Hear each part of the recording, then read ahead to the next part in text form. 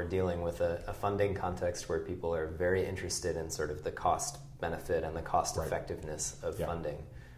We're paying for helicopters. We're paying for, things that are very expensive to transport, heavy items to distant places. Yes. How can we make the case that this is an amount of money that needs to be spent? Where can we find that money? Yeah.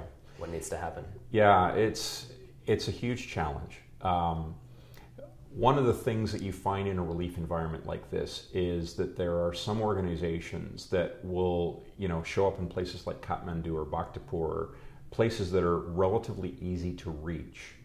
And they're spending money and they're saying, hey, we're doing a good job in terms of covering costs or, kind of keeping our costs down. In this environment, I think we have to be careful that careful about measuring cost per beneficiary. Right. Because the people that need it the most are the hardest to reach in this environment. And it's going to cost more to get supplies from Kathmandu once we get there out to Gorkha or some of these more highly affected areas. So we have to be really kind of careful on looking at cost per beneficiary, for example, right. Because we just know it's going to be very expensive to get supplies out to some of these areas. Right.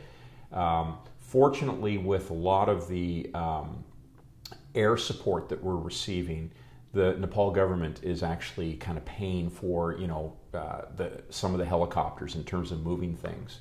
But as part of the $425 million flash appeal, that includes some of the UN costs. So for the World Food Program, in terms of their helicopters to take food assistance out to the 1.4 million people who need it, many of them in rural areas. Mm-hmm. That's expensive. It's extremely expensive to do that.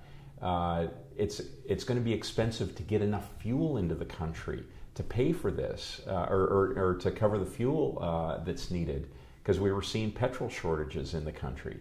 And now you've launched this major effort that requires just a lot of energy.